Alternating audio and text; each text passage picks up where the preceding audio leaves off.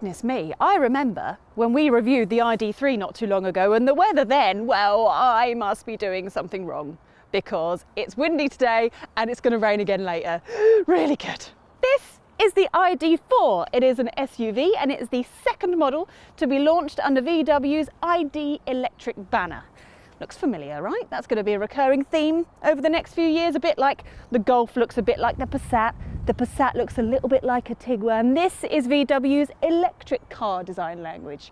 So the ID.4 will most likely look a little bit like the ID.5. The ID.5 will look a little bit like the ID.6. Enough about styling. We'll talk about that over the next few minutes. But let's get cracking, shall we? Make sure you click like on this video if you like the video, of course. Click the bell icon, then you get notifications every time a new video goes live. And don't forget to subscribe to the Carbuyer YouTube channel. Now, I expect many of you have already watched our rundown of the ID.3, and that's good, because much of what we said about that car rings true here. The ID.4 sits on the same mechanical platform as the ID.3. It uses the same batteries and electric motors, and will do between 211 and 323 miles on a charge. While for now, we're driving a flashy first edition model, the usual Life, Family and Max trims are also available. If you thought the outside looked similar, I mean, the interior is pretty much identical. In a way, I'm wondering why we're bothering to do this review, but then I realise we're so blooming thorough here at Carbuyer. Look, I know this looks cool and ultra modern with the minimalistic dash, big screens, digital dials, but the same frustrations apply, and those frustrations mainly revolve around the infotainment system. Okay, we've got wireless Apple CarPlay, Android Auto, the graphics are nice and sharp and it's responsive enough. But if you're going to use VW's built-in software, it's just not that intuitive enough or easy to understand. What's more, VW persists in having the ventilation and heating controls along these touchy, slidey touchiness. I didn't like it in the Golf, I didn't like it in the ID.3, and I don't like it in here either. Harumph. Okay, that's where my frustrations end. We do like the futuristic feel, and even though some of the materials used do feel a little bit cheap, it's not a deal breaker. Oh, more on those later.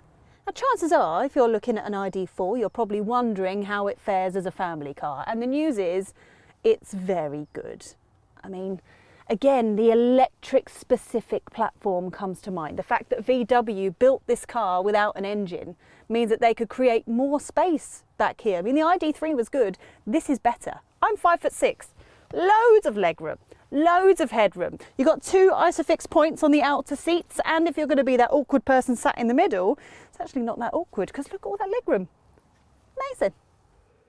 The boot comes in at 543 litres or 1,655 litres with the seats folded down. That is bigger than the Mustang Mach-E, or on par with a lot of petrol-powered SUV rivals. Thankfully, there's a space for charging cables underneath the boot floor, and they aren't in the way of your shopping or sliding around in the back as you drive.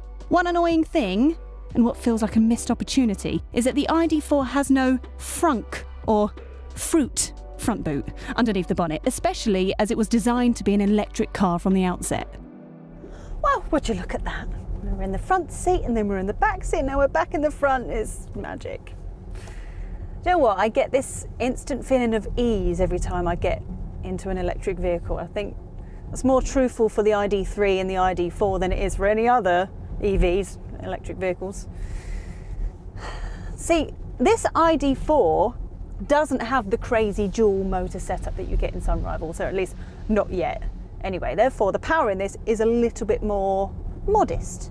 201 brake horsepower will do 0 to 62 in a very respectable 8.5 seconds. But what's nice is you still get that nice shove in the back when you put your foot down like that. That is awesome. Love that feeling. Now the speed is limited to 99 miles an hour, but it's still a very happy cruiser when you're on the motorway going 70 miles an hour. But let's be honest, if you're going to stay around that top end speed often, then you're going to see that 300 odd mile range dwindle very, very quickly. So it pays to adopt a more relaxing, gentle driving style. As with any electric car, there are a few ways that you can charge the ID.4. This electric SUV can accept speeds of up to 125 kilowatts. Find an appropriate charger, and you can replenish the batteries to 80% full, adding around 200 miles of range, in just 35 minutes. It is worth noting, however, that the smaller battery models don't charge quite as quickly. Of course, most ID.4 owners will charge at home. Those with a 7.4 kilowatt wall box can top up overnight, with a full charge taking little over 12 hours. A 3-pin plug isn't standard, but the slow charge rate of almost 40 hours means few owners will bother adding one as an optional extra. The ID.4 is quiet, however, wherever you drive it. Now, even though this is a raised up SUV, the centre of gravity is still quite low, so it makes the handling a lot better. Actually makes it a lot more fun to drive. The suspension is supple enough to soak up any imperfections, also stops the body from rolling too much in corners and when you're on difficult roads. Balanced is the word I'd use. Balanced. And let's be honest, most people are going to use the ID.4 when they're in and around town, and that is where this car is brilliant. It is quiet, it is easy to drive. Oh, also, because there's no engine getting in the way of the front wheels, it's got a teeny tiny turning circle, so parking is an absolute doddle. Bonus. First edition models like this are pretty fancy. You get LED lights and 20-inch wheels, plus that 10-inch screen, dual-zone climate control and a reversing camera. We must highlight, at this point, that the top-spec Skoda Enyaqs are likely to offer all of this for a much cheaper price when they arrive later in 2021. One worth keeping an eye on, we think.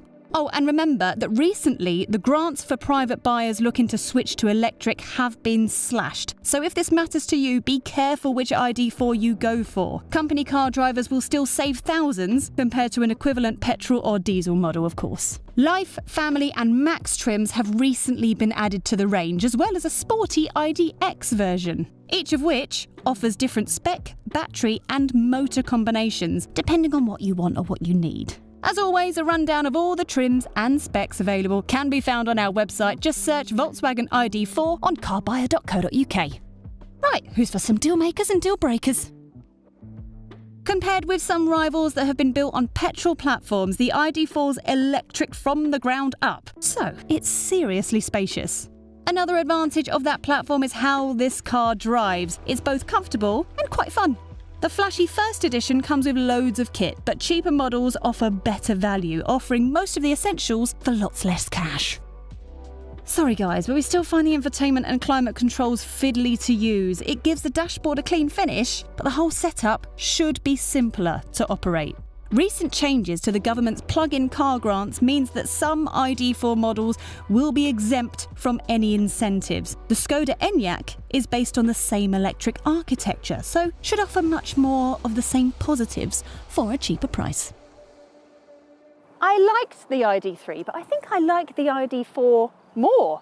I know that first edition models like this one are a bit pricey, but more affordable versions should hit the sweet spot. I like the way it looks.